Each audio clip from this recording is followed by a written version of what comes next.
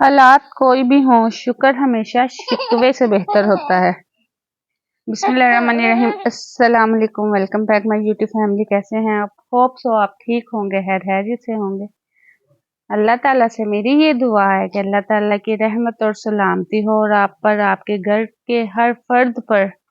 आमीन रब्बिल आलमीन। आप हर पल मुस्कुराते रहें, आपको दीन और दुनिया की सब नेमतें, बरकतें, खुशियाँ नसीब करें और आज का दिन आपकी ज़िंदगी का सबसे खूबसूरत दिन हो। अल्लाह ताला आपको इज़्ज़त एहतराम से नवाज़े, आप सबको आखिरत में नबी पाक सल्लल्लाहु अलैहि वसल्लम की शफाअत नसीब फरमाए। इस दुनिया में अल्लाह ताला ने जो भी खुशी बनाई है वो सब आपका नसीब हो। आमीन सुम्मा आमीन। दिल की आज सुबह सुबह मैं अपनी यूट्यूब फैमिली को खूब सारी दुआएं दूँ, सो मैंने दे दी। आज मेरा दिल किया मैं क्यों ना पिज़्ज़ा ब्रेड ट्राई करूं, तो मैंने इधर ले लिया था मैदा। 1.5 कप लिया था, उसमें 1 चम्मच डाला चीनी, 3-4 चम्मच डाले मैंने ऑयल और हाफ चम्मच इसमें डाला, हाफ नहीं मतलब वो अपने अपने अकॉर्डिंगली डालना है नमक। और ईस्ट डाली 1 चम्मच भरकर। अच्छा, इधर ईस्ट का मैं आपको तरीका बताऊं सेव करने का। अगर आपकी ईस्ट भर जाए, आपने क्या करना है, इसको अच्छी तरह एयर टाइट किसी कंटेनर में डाल के ना आप उसको फ्रीजर कर देंगे ना, तो आपकी ईस्ट सालों साल खराब नहीं होगी। यकीन मैंने एक दफ़ा ये ट्राई करके देखे। हम ईस्ट ओपन करके तो बाद में ईस्ट कह लें, ईस्ट कह लें, पता नहीं क्या कहते हैं, ईस्ट पाउडर। आज इधर मैं बना रही थी चिकन पिज़्ज़ा ब्रेड बना रही थी। उसके लिए मैंने मैदा ले लिया था 1.5 कप और चीनी, नमक और ऑयल, अंडा और गरम दूध डाल के डो तैयार कर ली थी। ईस्ट जो मस्ट है वो ज़ाहिर है, उसके बाद बगैर आपकी डो राइस नहीं करेगी। वो डाल के मैंने रख दिया और इसको रेस्ट दे दी। और ये एक वो बताऊं टिप कह लें, ट्रिक कह लें कि ईस्ट को अगर आपने सेव करना है ना, जितनी यूज़ किया उसके बाद किसी एयर टाइट कंटेनर में आप इसको डाल के ना फ्रीजर में रख दें, आपके सालों साल यूज़ होगी। उसके बाद अपनी फिलिंग जिस तरह की भी आप लाइक करते हैं, मतलब मैंने इधर टिक्का मसाला डाल दिया था, गार्लिक पाउडर और सॉसें डाल दी थी, चिली सॉस, सोया सॉस और विनेगर डाल के। तो इसको 2 चम्मच ऑयल डाल के मैंने इसको पका लिया था और श्रेड कर लिया था। और डो को भी मैंने तकरीबन 2 घंटे के लिए रेस्ट दी थी, क्योंकि जब तक डो राइज नहीं करेगी और आपकी डो ईस्ट वर्क नहीं करेगी तब तक आपकी मेहनत सारी फजूल है पिज़्ज़ा ब्रेड बनाने के लिए।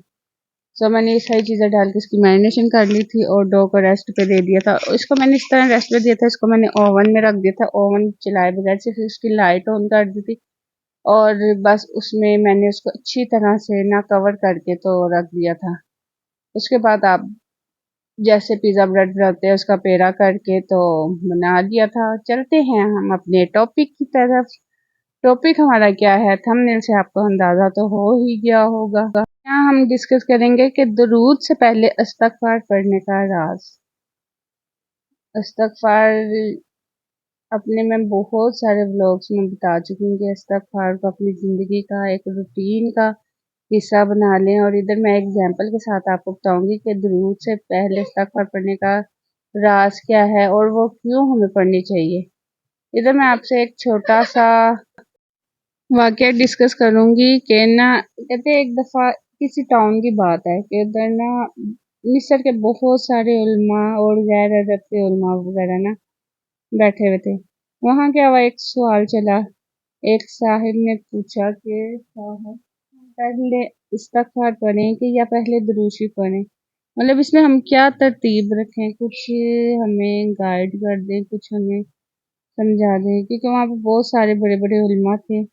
उनमें से जो सबसे बड़े उलमा थे ना, सब ने डिसाइड किया जो सबसे बड़े उलमा है ना हम सब में से, उन्हें कहा आप बयान कर दें। उन्होंने कहा चलो मैं बयान करता हूँ। मैं वही बयान करूँगा जो मुझसे बड़े उलमा थे, जिनको हकीमुल उम्मत के खलीफा भी थे, और उन्हीं का मैं जवाब दे रहा हूँ।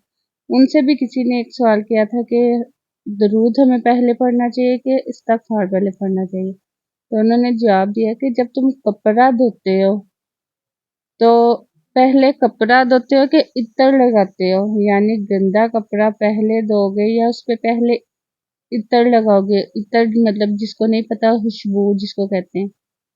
तो उन्होंने कहा, लोगों ने कहा कि हम पहले कपड़ा धोएंगे। तो फरमाया इसी तरह इस्तग़फ़ार पढ़ के अपनी रूह को पहले धो लिया करो। इस्तग़फ़ार पढ़ने से क्या होता है, हमारी रूह जो होती है वॉश हो जाती है। इस्तगफार पढ़ के अपनी रूह को धो लिया करो। फिर उसके बाद दुरूद शरीफ का अत्तर लगाया करो, मतलब फिर उसके बाद क्या करना है, दुरूद शरीफ की खुशबू लगानी है। इसलिए दुरूद से पहले इस्तगफार पढ़ने का ये राज है कि इस्तगफार पढ़ के अपनी रूह को आप पहले वॉश करें, उसके बाद दुरूद शरीफ पढ़कर उसका अत्तर लगाएं, उसकी खुशबू लगाएं। और यही है राज। और इस इस्तगफार को अपनी ज़िंदगी का, अपनी रूटीन का एक चलते फिरते उठते बैठते हिस्सा बना लें। और इधर हमारा हो गया था, वो सारी डो वगैरह रेडी हो गई थी, और इधर अब मैंने सारे पेड़े करके, अच्छा पिज़्ज़ा ब्रेड बनाने वक्त जब आप पेड़े करें ना, तो उसको भी आपने ना रेस्ट के लिए रखना है। इससे ये होगा, इससे आपकी डो और राइज हो जाएगी। जितना मतलब आप डो को रेस्ट देते जाएंगे ना पेड़े को। इधर मैंने मतलब अपनी डो के तकरीबन 6 पेड़े कर लिए थे, और उनका मैं रेस्ट दे दूंगी।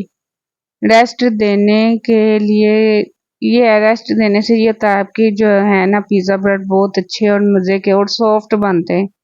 आप रेस्ट नहीं देंगे ना, वो वहीं पे मतलब स्टिक हो जाएंगे, तो वो ज़रा हार्ड तरह के बनेंगे। इसलिए इसको रेस्ट देना ना ज़रूरी है हर स्टेप पे। मतलब अभी आपने पेड़े किए हैं, उसको रेस्ट दिया है।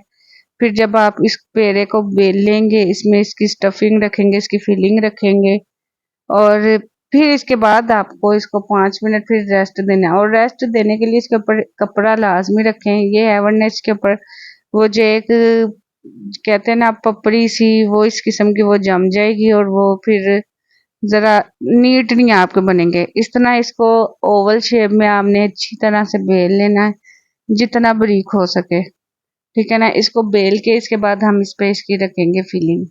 फिलिंग मैंने जो अपनी श्रेड चिकन को श्रेड कर लिया, उसके बाद मैं इसमें मायोनीज और केचप डाल के उसको थोड़ा सा सॉफ्ट कर लूँगी, और थोड़ी सी अलग से बंद गोभी काट के उसमें मायोनीज डाल के और थोड़ा सा ब्लैक पेपर डाल के एक वो अलग सी फिलिंग रखूँगी। और पिज़्ज़ा सॉस इस पे लगाऊंगी, क्योंकि ये मेरे है चिकन पिज़्ज़ा ब्रेड है, तो पिज़्ज़ा सॉस मैं इसलिए हर उस पे अपने पेड़े पे, अपनी रोटी पे, रोटी कह लें पेड़ा कह लें, लगाऊंगी। और नीचे मैंने कटर से इसके इस तरह कट लगा के, तो अब इसको मैं पहले साइडों से फोल्ड करूंगी, फिर ऊपर से फोल्ड करूंगी। इससे ये होगा कि अच्छी तरह से जब आपके कवर हो जाएंगे, अगर आपको ज़रूरत पड़े तो आप पानी के साथ इसको कवर करते जाएं। अव्वल तो ये जो होती है ना, इसकी डो खुद स्टिकी होती है, अगर आप वैसे भी फोल्ड करते जाएंगे ना तो ये होती जाएगी।